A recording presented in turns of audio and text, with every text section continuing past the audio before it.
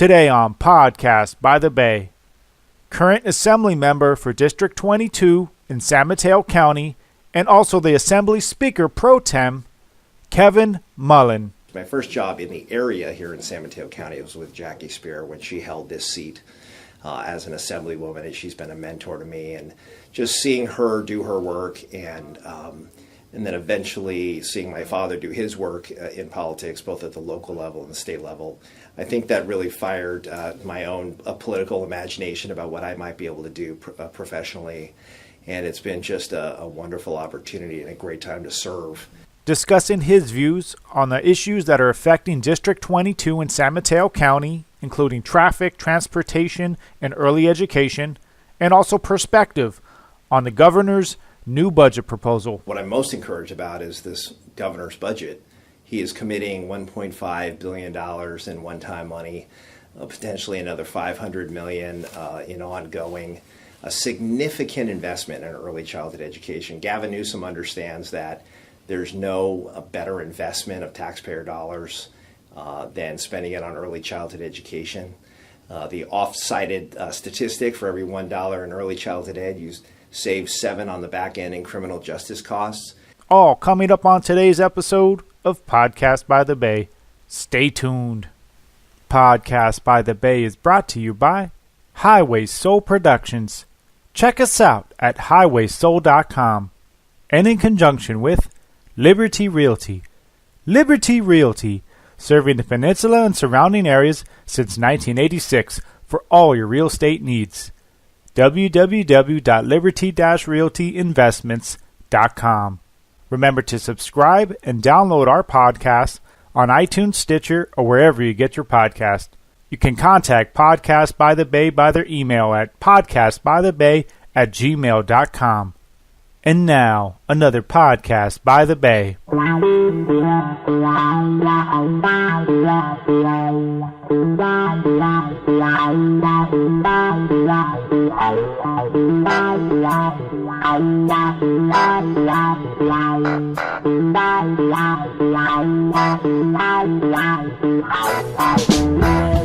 Okay, welcome to Podcast by the Bay. This is Andre. And this is Patrick. And welcome to another rendition of Podcast by the Bay. We thank you for being with us. We thank you for downloading the show. And we thank you for spreading the word to all your friends. And so today, we have a very special show. A show we've been looking forward to doing all year. We've been looking forward to do this since the beginning of Podcast by the Bay. And that's speak with some of the top local officials. And so today, we actually have a very special guest. And that's current Assembly member for District 22, and that's Kevin Mullin. And not only is Kevin Mullin your current Assembly member for San Mateo County, but he's also the Assembly Speaker ProTem in the California Assembly. So we are very excited. And so, Patrick, this is something that you've spoken with Kevin a couple times. We've actually interviewed him before, but this is going to be a nice exclusive kind of sit down, really talk about the issues. I'm really excited about this one because I think there's so many topics. You interviewed him the same day that Gavin Newsom's budget proposal came out, and so there was all these ideas. And I just really think this is going to be a really wonderful interview for all the audience to listen to. We're excited to bring Kevin Mullin, our state assemblyman from District 22, right here on Podcast by the Bay for an exclusive interview, talking to Patrick and talking to the folks out there, giving us the feedback of what's really happening here in our community right now. So, Patrick, you've actually known Kevin for a while. I'm sorry, you didn't just get to meet. You actually have known Kevin, and you guys have known him for a while. So can you give us a little background about Kevin and actually about your guys' interview? Well, let me tell you about my relationship with Kevin. I've known him for over 20 years, and I've known his dad probably going back 30 years. Kevin, I am a delegate for Kevin Mullins and Jerry Hill. I've been honored to do that. I'm up for re-election here, too, as a delegate, and I'm honored to do that. Anytime I've run for council, he's been honored to endorse me. He's very excited about what Andre and I are offering here in the Bay Area, which is a political podcast that is addressing issues that are facing not only local, city, but Bay Area, county. So he's excited about that. Kevin's a fourth generation Californian. He's a multimedia business person. He has a multimedia company called KM2 Communications in South San Francisco. He earlier in his political career, he worked for Congresswoman Jackie Speer. He also worked for his dad, Gene Mullin, who is also in Assembly. The 22nd Assembly District, we have to understand, covers 12 cities. I'm going to let you guys do your homework on what 12 cities they are. I will just tell you they exclude Half Moon Bay and Daly City. So that was a little gerrymandering. Kevin has a bachelor's degree from USF in communications. He also has a degree from San Francisco State University. And that's in leadership as a public servant. Kevin has been a former city council person in the city of South San Francisco, and he was also mayor in 2007 in the city council. Kevin is a downright representative of the Bay Area, and it's an honor. I had an opportunity to meet him at his office. And he was coming in from Sacramento. He made that opportunity to have an exclusive interview with me. I was a little overwhelmed to see all the pictures and memorabilia in his office. He had a nice picture of Leo Ryan, Robert Kennedy, and a few other people's in notoriety. Kevin was born in 1970, which makes him 48. This is around the time of Guyana, and are also 2 years. He was 2 years old when Robert Kennedy was assassinated. So I imagine that he was brought up to speed with Robert Kennedy from his dad. His dad was a history teacher or a teacher in the South San Francisco or Bay Area. Kevin has been on the TV channel, Channel 26. He's done public affair programming. He's worked with a lot of people out there that are motivated to do documentaries on the Bay Area. He's definitely a thinker, and he's a mover and a shaker too. Kevin also was much more into making sure that we have reform on politics. He saw that this was a day and age that we needed to work closely on the primaries, and as you know, he moved up the primary. He was key in the legislation in moving up the primary, so California's votes could be counted in the presidential race. As you know, in the past, we were latecomers. The race was pretty much decided in the precinct before California, so he stepped up that. He's also part of the metropolitan system. He's very much concerned about housing and transportation. I mean, he's on the Metropolitan Transportation Commission.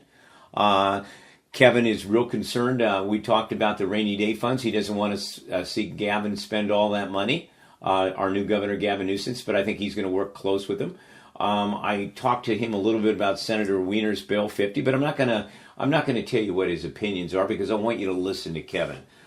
Kevin is a very thoughtful person. He thinks things out, and I wish that we had more assemblymen and senators and congressmen that were as thorough as Kevin is. So it is an honor to interview Kevin Mullin, and I look forward to interviewing him again. We have to understand he's in his fourth term. So he's in his fourth term as assemblyman. So this will be his last term. And as Andre mentioned, he is the Speaker ProTem for the California Assembly. Very well respected, and very well respected with the Democratic Party, locally, state, and national. So without further ado, I would like to present to you Assemblyman Speaker ProTem of California's 22nd Assembly District, Kevin Mullin. And just to note, Patrick, there's a couple key things I wanted to bring up. One, he is the host of The Game on the Peninsula TV, the political show with Mark Simon, so you can see him on Peninsula TV pretty much on a regular basis, and talking some of the issues that are really important. But one of the fun facts that I wanted to bring up, Patrick mentioned he had an undergrad from USF, and he got his master's at SF State. Patrick, myself, and Kevin, we all went to San Francisco State at different times, but we all have degrees from San Francisco State. And second, he's also a Don from USF, and I'm also a Don from USF. I got my master's at USF. So just And Patrick also got his master's from Notre Dame, which is also a Jesuit. So we had 3 Jesuit universities right there. So between us all, I just wanted to say that was a fun little fact that just researching in the background of Kevin there. So without further ado, we're going to go ahead and get to the Kevin Mullin interview, Assemblyman for District 22 of San Mateo, and also the Speaker ProTem of the Assembly of California. And if you have any questions, you have any feedback, please reach out to us at podcastbythebay@gmail.com. You can find us on Twitter at podcastbythebay as our handle, or on Facebook, facebook.com/podcastbythebay. Remember, all of our podcasts are available 24 hours a day for free on iTunes, Podbean, Stitcher, Pocket Casts, wherever your podcast site is, they're available there for free. Anytime, 24 hours a day. So with that, signing off, this is Andre. And this is Patrick. And we'll catch you on the next time of Podcast by the Bay. Stay tuned.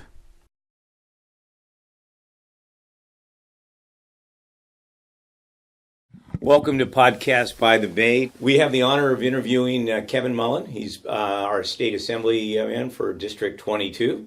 Welcome, Kevin, to Podcast by the Bay. Patrick, good to be here with you. And I think you represent 12 cities in the district. Is that right? 12? Yeah. 12 cities. Everybody but Daly City, I says, in the coast.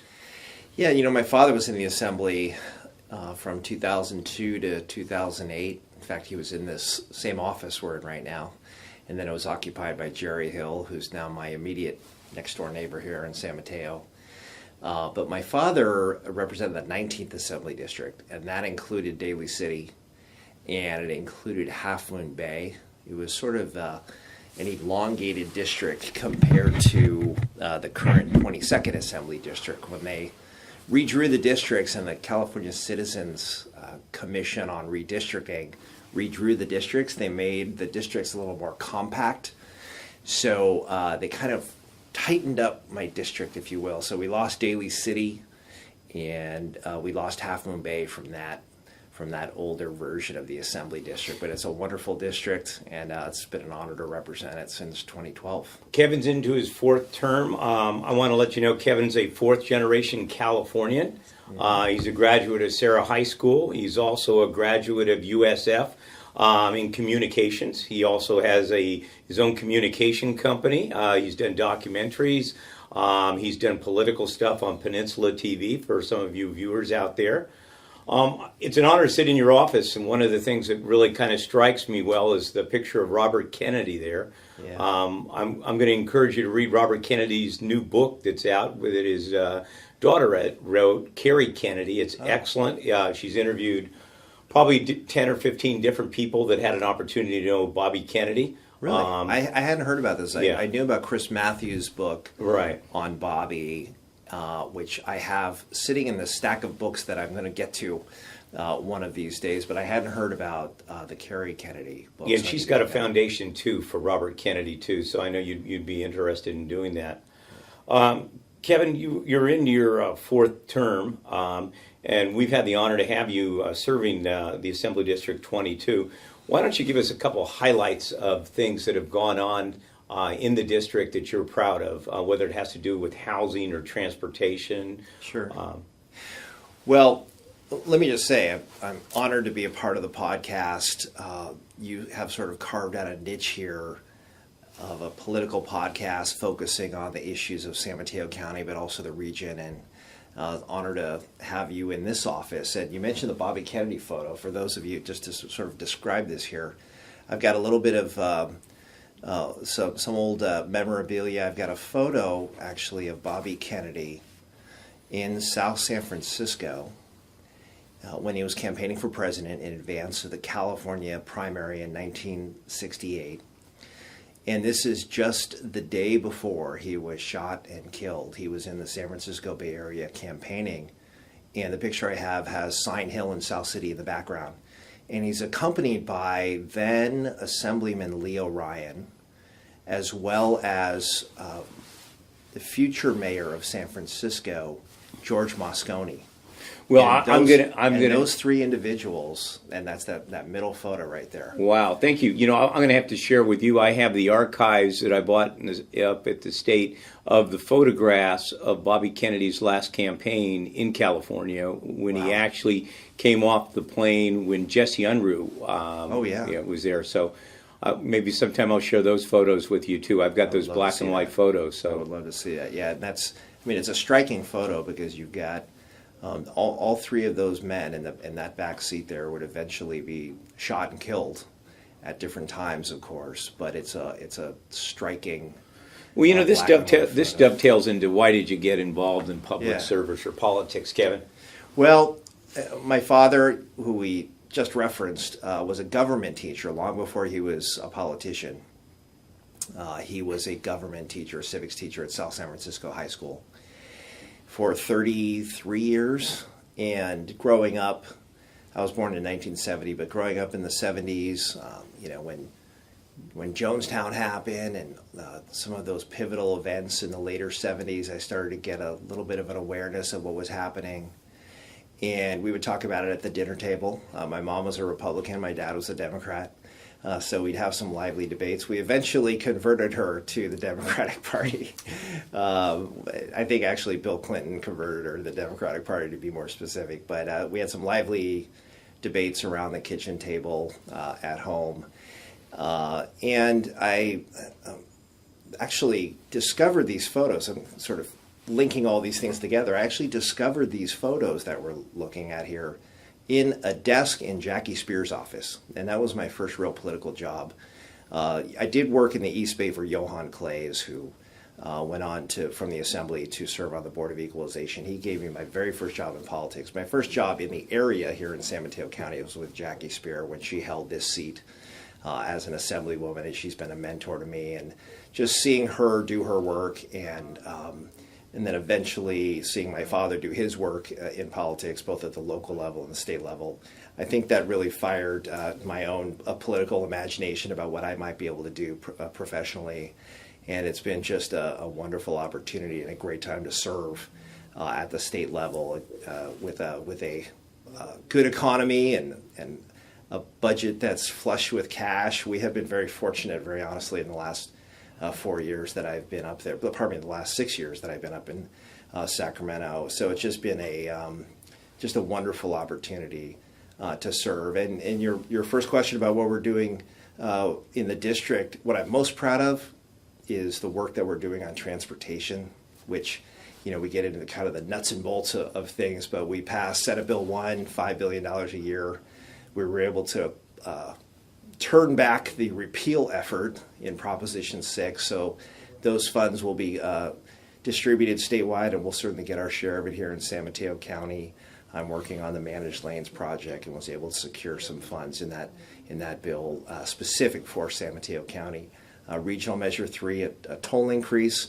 We're going to help with the 101-92 corridor and the Dumbarton corridor and do some good things with Caltrain and our other public transportation systems. And then I was the author of the enabling legislation on Measure W, which was a 2/3 vote here locally, and it passed. I think the margin was something like 500 something votes, so it was a very tight 2/3 vote.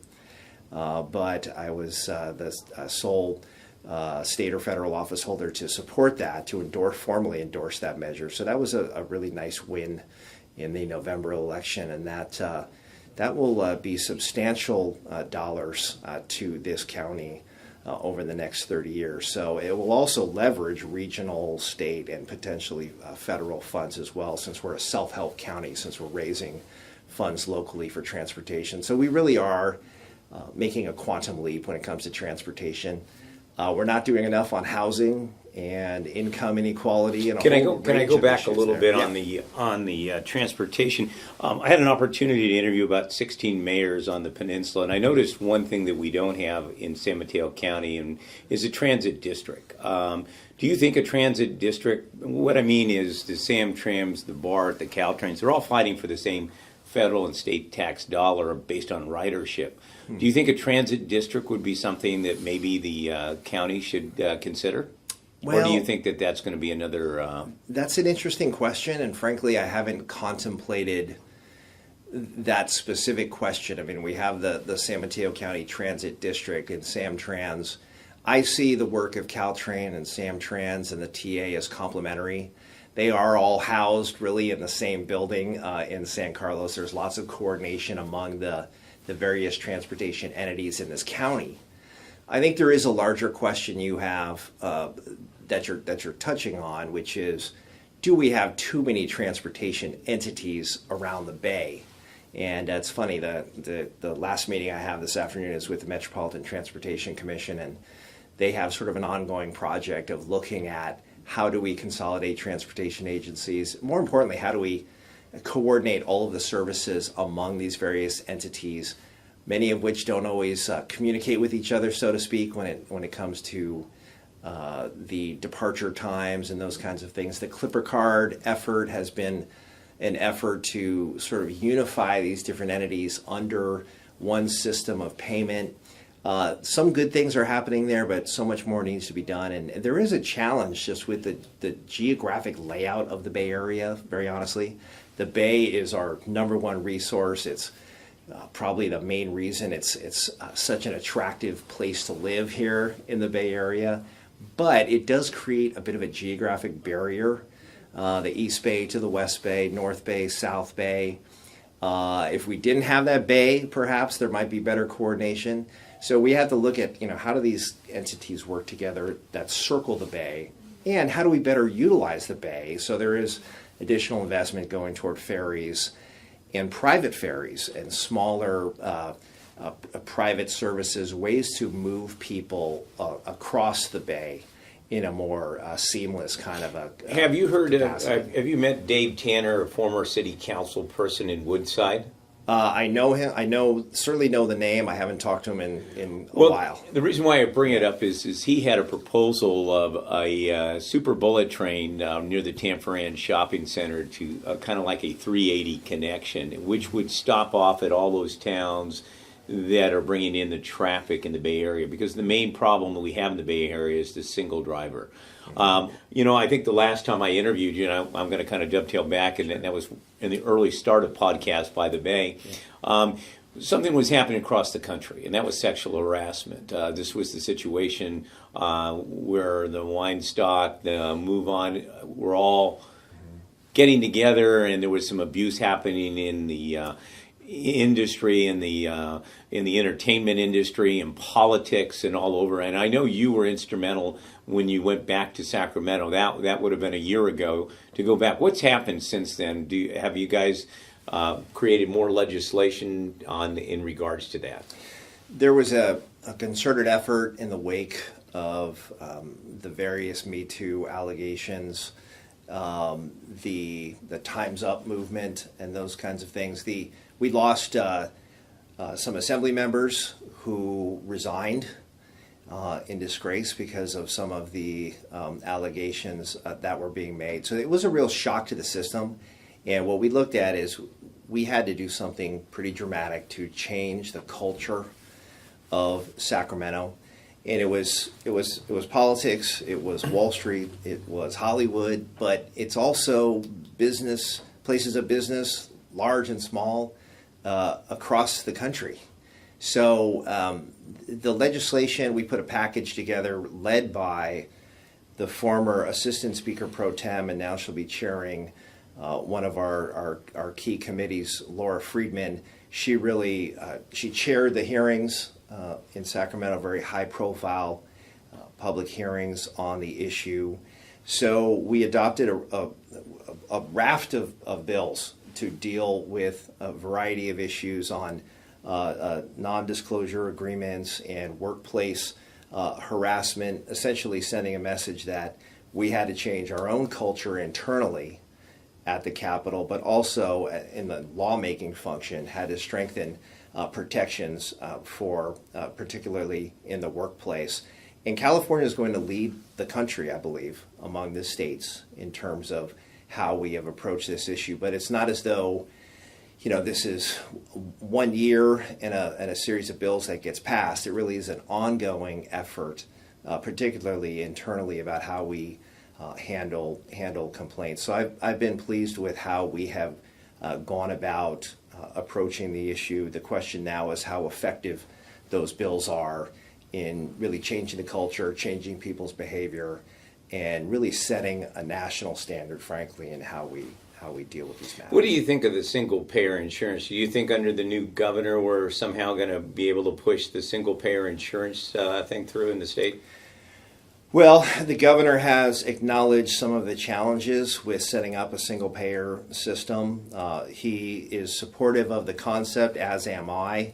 The question is, how do you get there? And he has acknowledged that it's not as simple as him signing a bill. It's really about how do we go about restructuring the healthcare marketplace in the state. I would say he's probably viewing it as something of a phased-in approach. He's in his budget that he released today, focusing on covering the children of undocumented immigrants, expanding Medi-Cal coverage, getting to universal coverage. There are about 9% of our residents here in the state that don't have access to health care. We need to get those folks covered. We need to get to universal access, universal coverage, and in the process figure out a way to get to single payer. He issued a letter, a request essentially of the federal government to grant a waiver to allow the state of California to begin exploring some innovative ways to establish a single payer system. I don't think anybody's holding their breath waiting for Donald Trump to give California any kind of a waiver, frankly, for anything. So I think that is something of a symbolic effort. But I do believe he is committed to, during this first term of his, to take actionable steps to get toward that. But it is extremely complicated how you would transition a mixed public-private system to a single-payer system, and how you are able to generate potentially $200 billion. I've heard estimates anywhere from $200 billion to $400 billion. That's a significant cost, but you would also experience potentially commensurate cost savings by transitioning. But it's really, how do you deal with the transition to get to a single payer? I think we're probably eventually going to see some action on Medicare for all at the federal level if we have a new president. I think you're going to see a new president in 2020. I think this most recent election was the first step of a two-step correction. A little bit like 2006 when Nancy Pelosi became the speaker the first time, and 2 years later we had Barack Obama. I really think you're seeing history repeat itself a little bit. I'm not saying we're going to have an Obama-like figure, but I think we will have a Democrat in the Oval Office in 2020. And I think you will have a robust discussion around how, on the federal level, we move toward a Medicare for all kind of approach. Short of that, the states need to be given some freedom to be innovative in this regard. Kevin, you've been instrumental in early childhood learning. What legislation are you proud of that you're seeing that has gone through to help encourage more counties to put more money out there for early childhood learning? Well, what I'm most encouraged about is this governor's budget. He is committing $1.5 billion in one-time money, potentially another $500 million in ongoing. A significant investment in early childhood education. Gavin Newsom understands that there's no better investment of taxpayer dollars than spending it on early childhood education. The oft-cited statistic, for every $1 in early childhood ed, you save 7 on the back end in criminal justice costs. It is absolutely imperative this governor gets it. Our last governor, and I love Jerry Brown, he is a legend, but he did not, I think, really understand the value of investing in early childhood education. This governor does get it, and you're seeing that a budget is a priorities document, and he is absolutely going to be prioritizing early childhood ed. So from a budgetary standpoint, I am very optimistic. I'm proud of some of the work we did legislatively. I authored a bill to create a single license, sort of streamlining the licensing process, which actually has the potential, given some of the efficiencies that will be experienced by providers, that we're actually going to be expanding and giving more access to care for more working families in the state. So there are a bunch of us that care about these issues. You know, I worked on a facilities project for the Child Care Coordinating Council. We have not solved the facilities challenge in a high-cost county like this. So I'm going to be advocating for a bond to fund early childhood education facilities, and I'll be working with my colleague Kevin McCarty from Sacramento, who's the chair of the relevant budget subcommittee. So we're working closely on that. And our speaker, Anthony Rendon, comes out of the early childhood education arena.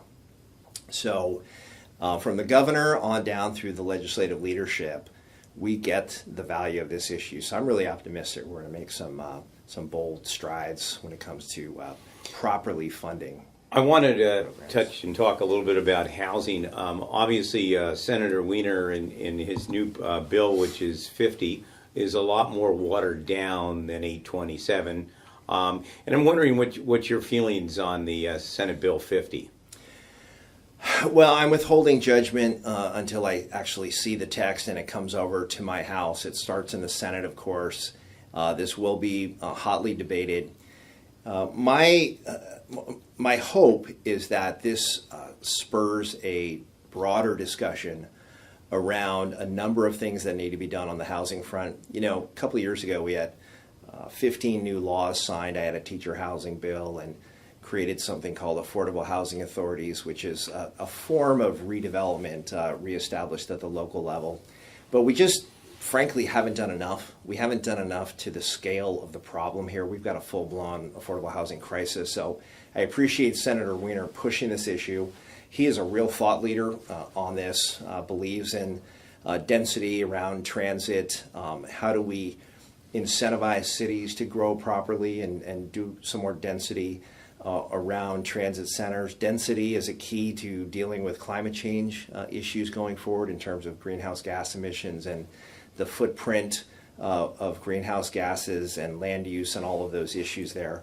So the governor, in his budget release today, advocated for and is endorsing state tax credits to further encourage the development of affordable housing. But I would say that I'm a little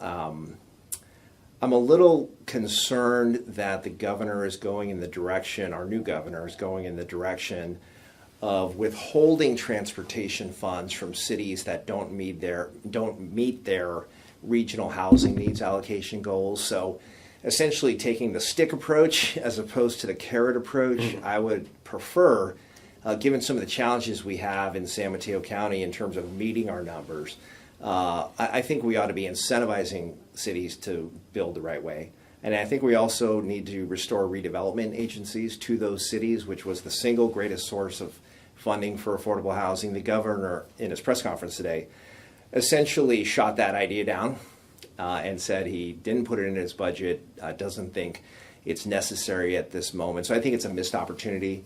I think the governor should be endorsing sort of an all-of-the-above strategy, and we need to give tools to local governments to enable them to build affordable housing and not necessarily make it a punitive approach. So we will hash all those things out in our budget negotiations, but I'm pleased that at least the governor is putting the level of attention on the issue that is necessary, and he gets that we have a crisis in the Bay Area in this very high cost. You know, it's kind of hard to grab a hold of that 3.5 million houses that are needed in the state of California without trying to dissect, is that affordable housing, is that workforce housing?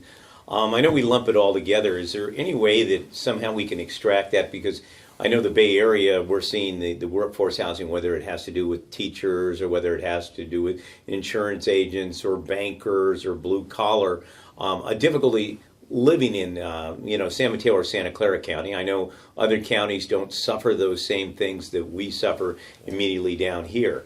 Can we kind of grab a hold of somehow? And when I talked with Senator Wiener, he kind of, his answer at the end was supply and demand. So he was thinking once the market and the real estate kind of calms down, we won't be having this big demand for housing.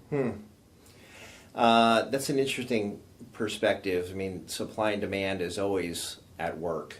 The 3.5 million figure, that is a very aggressive number. I'm encouraged by that in that the governor is an aspirational kind of a guy. He's ambitious, obviously. I think wants to set sort of a high bar for the legislature and policymakers to try to meet. I've not seen that number sort of broken down in terms of how many of those would be below market rate units, for example. So a couple things I see happening here. There's no doubt there will be action on this issue this year. But we will be eventually moving toward a situation where the economy slows. San Mateo County property values always hold, but the situation, say for renters, might evolve to a place where it's just not as acute of a crisis. I'm not saying it won't be an issue if the economy cools. It's just the nature of this issue, I think, will evolve. We're at a full-blown crisis point right now where people are being displaced. The numbers are off the chart in terms of what it costs to rent just a one-bedroom place anywhere on this peninsula. And there used to be pockets of affordability. They're really hard to find now, regardless of where you go in this county. But the voters sort of uniformly in this county don't want to see rent control happen. I don't think rent control in a vacuum is an answer. Really, we have to figure out ways to incentivize local governments we need to make it in the financial interests of local governments to build affordable housing. And right now, unfortunately, building housing is a financial loser for cities, the way our state local financing works. So that's something too that the governor has been quiet on. But for those of us that look at this issue closely, understand there's an underlying problem with the way taxation works in the state and how local communities benefit or don't benefit by some of their land use decisions. And we need to make it pay. We need to make it beneficial for cities to build affordable housing so they can make a case to their residents who may have some concerns about the change of the status quo, that this really is in everybody's collective interest. I might suggest an idea, and I ran it by a couple of people. Why don't we have some tax incentive for people that own property with density housing, where we give them some type of tax credit? Obviously, on affordable housing, building near a train and corridor transportation, there's some tax benefit, which offsets the builder to build more housing. But you bring up a really valid point, and I brought it up before. The state has a lot of surplus land near corridor transportation areas. Mm-hmm. Why are we not using that land? As a real estate broker, we realize that at least 50% of the value is the land, right. And then the other 50% is the labor. And you're going to see a major push on that very issue around state land, state-owned properties, and expediting some of the processes with regard to the use of that land. That will be a major component of anything we do going forward. You mentioned the carrot and stick thing, and that was the same thing when we had redevelop money to begin with, and the cities were all supposed to do affordable housing. I've interviewed quite a few different mayors, and Foster City has a unique situation. We do 20% affordable housing. I may be going down to Redwood City, and they do it project by project. And I might go to San Carlos and they do it project by project. Or if I talk to somebody in Woodside or Portola Valley or Hillsborough, that's just not part of the equation. Is there any idea out there, Kevin, that you have that we can kind of create some incentives for cities to build more affordable housing? Sure. Well, there's a conversation that is happening right now about sort of looking at the reality of San Mateo County, where some jurisdictions, just given the nature of how they've been built out, really simply don't embrace the development of affordable housing, period. We don't want to let those communities off the hook, so to speak, but we also need to look at the reality that it's actually just not happening. But there are funds that could be shared with adjoining communities. We need to work in a collaborative way in this county.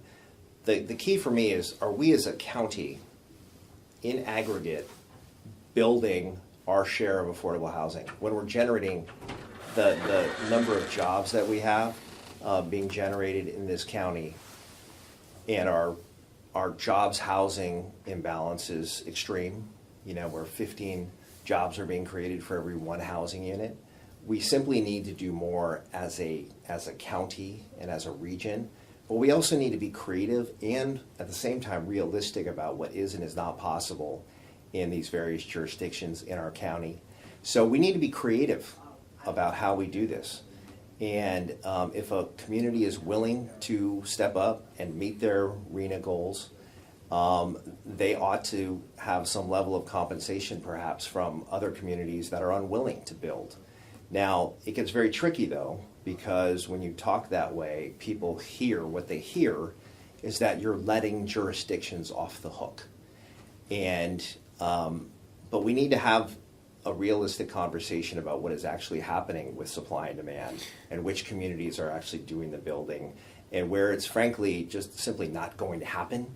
So we need to think creatively about this, and I'm willing to look at any ideas that our jurisdictions have in this county to be creative when it comes to our RENA obligations, and how do we kind of collectively move that needle in a better direction. And there are some very good things happening, the Home for All program at the county, and many jurisdictions are stepping up and doing their part. It's really about sort of collectively how do we work together in a collaborative way to close that 15-to-1 number and do more to solve this regional crisis. Kevin, on behalf of Podcast by the Bay, I want to thank you for your time and all your dedicated public service. It was an honor to have an opportunity to interview you. Thanks again, Kevin. Patrick, thanks for being here.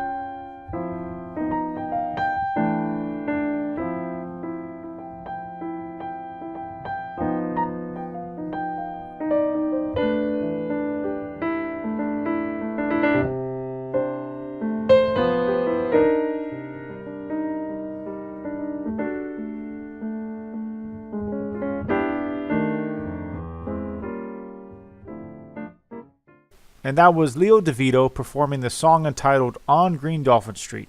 And you can find out more about Leo DeVito at the Highway Soul music page at highwaysoul.com. And if you enjoyed the show, you enjoyed what you heard, please send us an email, podcastbythebay@gmail.com. You can find us on Twitter, @podcastbythebay is our handle, and also on Facebook, facebook.com/podcastbythebay. All right, we'll keep on rocking and stay tuned, and we'll catch you on the next episode of Podcast by the Bay. Stay tuned.